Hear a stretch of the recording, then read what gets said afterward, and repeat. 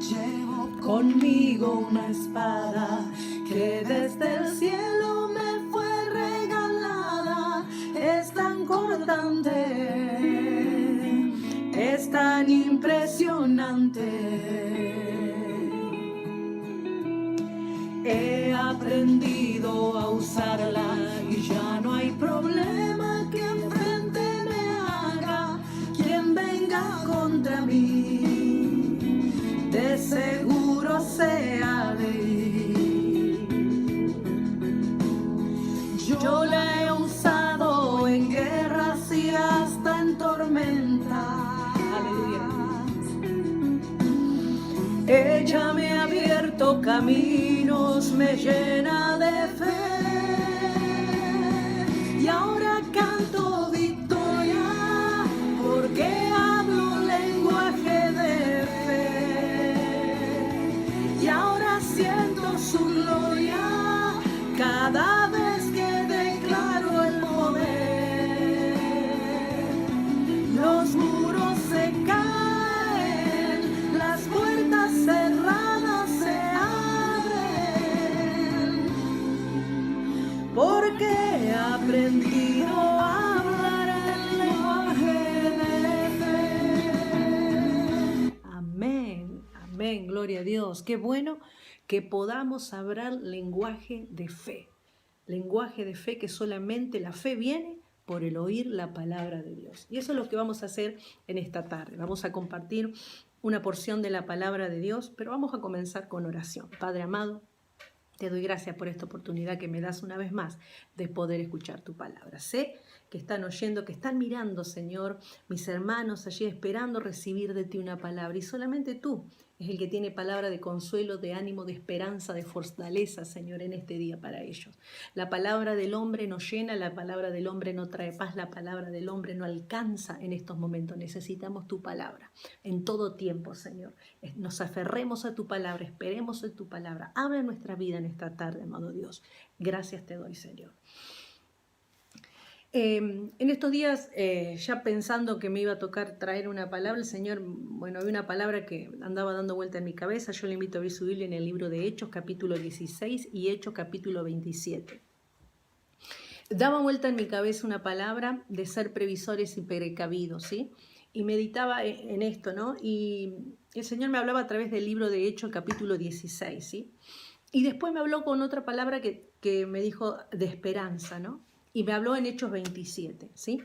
Así que entre esos pasajes meditaba, digo, Señor, ¿cómo hilo todo esto que tú has puesto en mi cabeza y que me inquietaba, ¿no?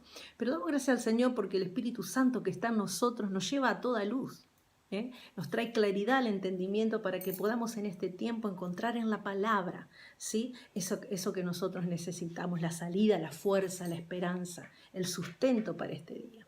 Así que yo te invito a abrir tu Biblia en el libro de Hechos 16. Y miraba dos situaciones en las que Pablo se encuentra, ¿no? Dos situaciones similares en las que él termina preso, ¿sí? Siempre por predicar el Evangelio, por predicar la palabra de Dios, ¿sí? Y en la primera situación que vamos a ver en Hechos 16, se da en un contexto en el que ellos liberan a una mujer con un espíritu de adivinación y lo llevan preso por esto, ¿no? Los que obtenían ganancia de esta mujer por el espíritu que estaba en ella, se enojaron mucho porque ya no tenían forma de encontrar ese dinero que se aprovechaban de esta mujer. Y dice en el capítulo 16, versículo 19, pero al ver sus amos que había salido la esperanza de su ganancia, prendieron a Pablo y a Sila. Y dice que lo llevaron ante los magistrados y lo terminan poniendo preso a Pablo y a Sila. Ahora, es muy conocido este pasaje y sabemos qué actitud tuvieron Pablo y Silas en medio de esa situación.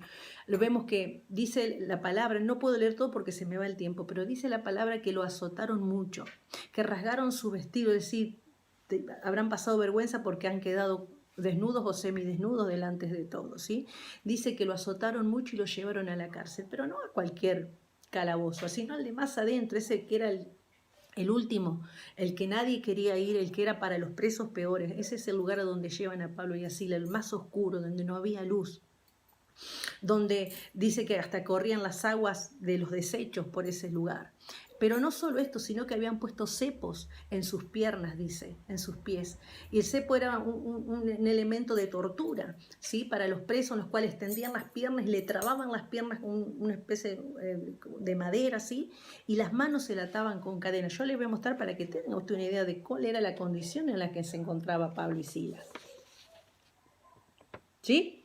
Más o menos esta era la condición. Y muchas veces, y lo asociaba, ¿no?, a esta situación a la que nosotros hoy estamos, ¿no? En cierto modo estamos presos, ¿sí?, en nuestros hogares, no podemos salir, y nos sentimos muchas veces que, por ejemplo, para las cosas del Señor es como que estamos atados de pies y manos y no podemos hacer lo que nos gustaría hacer, ¿sí?, de poder estar sirviendo al Señor. Pero yo creo que es un tiempo en que Dios nos está llevando a otra forma de servicio, a otra forma de servir a Dios. Vemos que el resultado final de esta situación de prueba, de angustia, difícil que estaba pasando Pablo y Silas, dice que en un momento, versículo 25, pero a medianoche orando Pablo y Silas cantaban himnos a Dios y los presos los oían. Entonces sobrevino de repente un gran terremoto de tal manera que los cimientos de las cárceles se sacudían y al instante se abrieron todas las puertas y las cadenas y de todos se soltaron. Pablo y Silas manteniendo una actitud de alabanza, de adoración, cantando himnos al Señor en la peor condición, en la peor situación. Yo meditaba en esto, ¿qué sale de nuestra boca cuando estamos en la adversidad, en la prueba, en la angustia? ¿Qué sale de nuestra boca? Qué bueno que podamos tener esta actitud de alabar a Dios en todo tiempo, de alabar y bendecir, y que otros puedan escuchar que de nuestra boca sale alabanza, que otros puedan ver que de nuestra boca sale algo bueno, no palabras de maldición, no palabras de enojo, sino de bendecir a Dios, de alabar a Dios en medio de esta situación. Y la palabra que da vuelta era ser precavidos y previsores. ¿Y en qué sentido? La persona previsora dice no deja las cosas al azar, las cuales y trata siempre de tener todo previsto para lo que pueda llegar a ocurrir más adelante.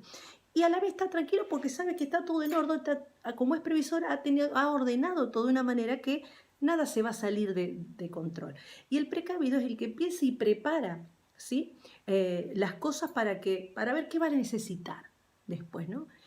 Y el resultado de esta situación de Pablo y de Silas dice que después el carcelero y su familia se convierten al Señor. Fíjense, dice, se despertó el carcelero y al ver abiertas las puertas de la cárcel sacó la espada y se iba a matar pensando que los presos habían huido.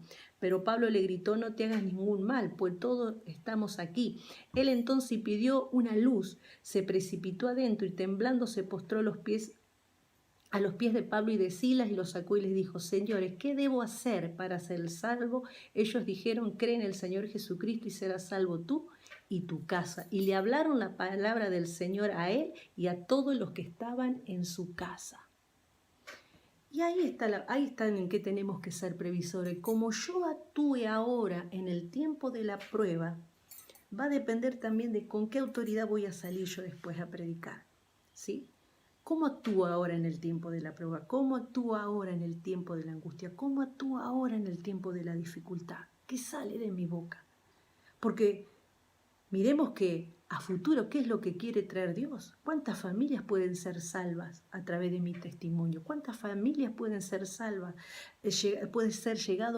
Puede llegar el mensaje del Evangelio a ellos a través de mi testimonio, de mi vida, que demostré ser distinto en medio de esta prueba. En esta semana oraba con los hermanos que me tocan el grupo y decía, yo doy gracias al Señor porque vino un amigo y me dijo, ¿cómo podés estar vos así en medio de esta situación y de todos los problemas que tenés? Podés estar alegre.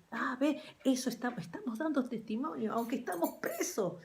Pero que se note que tenemos algo distinto, que se note que lo que hay adentro no nos roba el gozo, no nos roba la paz y tenemos esperanza. Miremos cómo estamos actuando para poder ser de bendición. Preparémonos. ¿De qué manera tenemos que ser precavidos? Preparándonos en este tiempo en oración, en ayuno, en clamor delante de Dios, en su palabra, para porque van a venir y van a decir, como dijo el carcelero, ¿qué tengo que hacer para ser salvo? ¿Qué tengo que hacer? Y ahí va a estar el Hijo de Dios, el pueblo de Dios, que es el que tiene la respuesta. Cree en el Señor Jesucristo y serás salvo tú y tu casa. Y la otra situación se encuentra Pablo en Jerusalén y es llevado preso. Durante toda su vida, o durante mucho tiempo, Pablo había querido ir a Roma y Dios no le había permitido. Pero ahora, debido a que lo meten preso en Jerusalén, estando en el templo, él va a Roma, ¿sí? Y Dios le había dicho que él lo iba a llevar a Roma. O sea, Dios le había dado una palabra a Pablo de que lo llevaría a Roma. En medio de esa situación donde los trasladan en barco, se levanta una gran tormenta, una gran tempestad. Y Pablo le advierte al capitán del barco, ¿sí? Y el centurión mismo que iba allí le dice, no es conveniente que y no le dan mucha bolilla, no le prestan atención. Me gustaría que los lean ustedes porque se me va el tiempo y no lo voy a poder leer todo, pero no le dan atención. Él dice que le hizo más caso al capitán del barco que a Pablo, obviamente, era un preso. Pero dice que el centurión, y se cree que el centurión, Pablo le pudo hablar al centurión porque le daba privilegios ahí en el medio y meditaba en lo que Pablo le decía y le daba cosas, como así, lo bendecía a Pablo. Y dice que convengamos que esta gente que iba desahuciada, estos presos no iban a Roma a pasarla bien, iban totalmente desesperanzados, sabían que iban a la muerte prácticamente, ¿sí? Y habían perdido toda esperanza. Y encima en este contexto se levanta esta tormenta. Pero tenemos que mirar cada tormenta, cada situación como una oportunidad para hablar del Señor.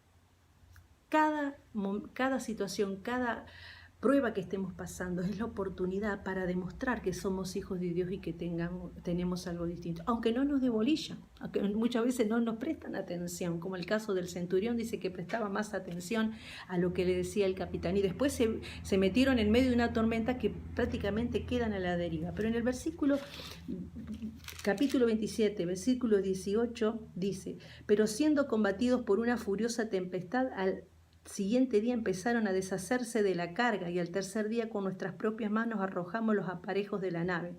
Al no aparecer ni sol ni estrella ni por muchos días y acosados por una tempestad no pequeña, ya habíamos perdido toda esperanza de salvación. Ya habían perdido toda esperanza de salvación. Y la palabra esperanza fue una palabra que el Señor me habló que también tenía que ver con esto. Y en las dos se encuentra la palabra esperanza. En el libro de Hechos 16 habla que los que usaban a esta mujer para ganancia, dice, pero al ver sus amos que había salido la esperanza de su ganancia. Muchas veces nuestra esperanza está puesta en la mano del hombre y se cae y la perdemos. Pero si nuestra esperanza está puesta en Dios, nada perderemos, nada se perderá. La vida no se perderá. Podemos perder en lo económico. En este sentido, ellos tenían puesta su esperanza en lo económico, en lo que esta mujer le podía dar. Ahora acá, en el capítulo 27, dice que ellos habían perdido toda esperanza de vida. Es decir, ya no había más esperanza de salvarse. Y sin embargo, dice, tengan fe. Mire lo que le dice Pablo. Habría sido, por cierto, conveniente haberme oído y no zarpar de Creta tan solo para recibir este perjuicio y pérdida. Pero ahora os exhorto a tener buen ánimo, pues no habrá ninguna pérdida de vida entre vosotros, sino solamente de la nave. O sea que iba a haber pérdidas económicas, pero no de vida. Y qué importante eso. Qué lindo que venga esa palabra en este tiempo, ¿no? Que tanto la muerte anda rondando, ¿no? Pero podemos perder cosas económicas, sí, en lo económico a lo mejor vamos a perder, pero lo importante es que tenemos vida. Y dice que le dijo, pues esta noche ha estado conmigo el ángel de Dios de quien soy y a quien sirvo y me ha dicho, Pablo, no temas, es necesario que comparezcas ante César, además Dios te ha concedido todos los que navegan contigo, por tanto tened buen ánimo. Pablo se agarra de la palabra que había recibido de Dios, vos vas a ir a Roma. No temas, Pablo. Y a todos nosotros Dios en algún momento nos ha dado una palabra que todavía no se ha cumplido. Pero déjame decirte que se va a cumplir. Que se va a cumplir la palabra de Dios. No tardará, aunque la visión tardare, se va a cumplir en algún tiempo. Y hay una parte en que Pablo usa esta expresión. Dice en Hechos 26, 19 y 20, Pablo dice, obedece a la visión y dice, por lo cual, oh rey Agripa, no fui rebelde a la visión celestial, sino que anuncié primeramente a los que están en Damasco, en Jerusalén, en toda Judea y a los gentiles que se arrepientan y se conviertan a Dios haciendo obras dignas de arrepentimiento. Eso es lo que tenemos que hacer en este tiempo. Hay una visión de parte de Dios, el llamado a la iglesia a predicar el evangelio. Eso es lo que tenemos que hacer en este tiempo.